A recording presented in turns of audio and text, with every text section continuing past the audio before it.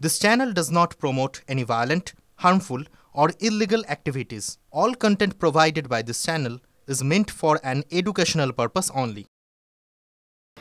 এখন মমতা বন্দ্যোপাধ্যায় মানে বিরোধীদের যদি মনে হয় যে মমতা বন্দ্যোপাধ্যায় যাচ্ছেন তাই সেখানে ছুটতে হবে, তো যদি তারা সেগুলো করবেন। মানুষের মধ্যে তাদের কোনো জায়গা নেই, মানুষের মধ্যে শুধুমাত্র মমতা বন্দ্যোপাধ্যায়কে কেন্দ্র করেই আগ্রহ আছে।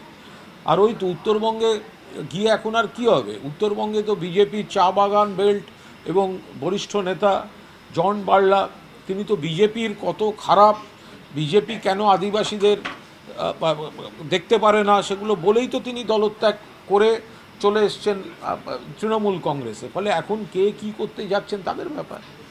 তো বিজেপি এই ধরনের কাজ তো বারবার করছে, আমরা বলছি তো পূর্ব মেদিনীপুরে মারামারি করছে, অস্ত্র পাওয়া যাচ্ছে, তৃণমূল কর্মীদের উপর আক্রমণ চলছে, গ্রাম দখলের খেলার চেষ্টা হয়েছে, পুরনো যারা সিপিএমের হারমাত ছিল তারা সব বিজেপিতে নাম লিখিয়েছে। তো এই ঘটনাগুলো বারবার ঘটছে, আমরা তো বলছি এটা সম্পূর্ণ দলের অভ্যন্তরীণ সিদ্ধান্ত। তো সুতরাং এই ব্যাপারে আলোচনার কোনো অবকাশ নেই। ওই জায়গায় দল সুসংহত, ঐক্যবদ্ধ একটা পরিবার, সব দিক ভেবেচিন্তেই দলের শীর্ষ নেত্রী যা সিদ্ধান্ত নিয়েছেন এই বিষয়ে আমরা কোনো আলোচনায় প্রকাশ্যে আলোচনার প্রশ্ন নেই। ওই এলাকা থেকে কিছু দূরেই একটি সন্ধ্যাবেলা পথশিশুদের একটা স্কুল পাঠশালা, ওখানকার এক দম্পতি চালান উড়ালপুলের তলায়।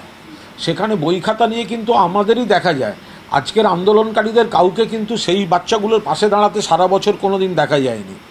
ওই এলাকাতেই আরেকটু পাশে পথশিশুদের নিয়ে এক দম্পতি ওই উড়ালপুলের তলায় সন্ধ্যাবেলা স্কুল চালাতেন এবং গরিব শিশুরা তাদেরকে লেখাপড়া শেখান।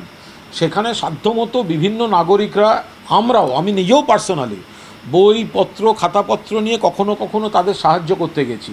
আজকে যারা শিশুদের এনে দৃশ্যের অবতারণা করছেন, সারা বছরের পাঠশালায় সেই বাচ্চাগুলোর পাশে কিন্তু তাদের দেখা যায়নি, তখন ওখানেও কিন্তু আমরাই ছিলাম। এই ক্ষেত্রে বিষয়টা পুলিশ প্রশাসনের বিষয়। ফলে আপনারা যদি বলেন শুধু পুলিশ কেন করেছে, তাহলে এই প্রশ্নটাও আসবে, যারা বিকাশ ভবনের ভেতরে সরকারি কর্মচারী আটকে গেছিলেন তাদের কি দোষ?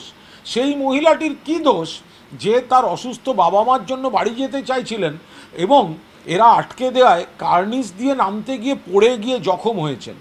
এরপরে যেটা হয়েছে সেটা প্রশাসনিক একটা প্রক্রিয়া, এর সঙ্গে পুলিশের দমন পীড়নের কোনো সম্পর্ক নেই।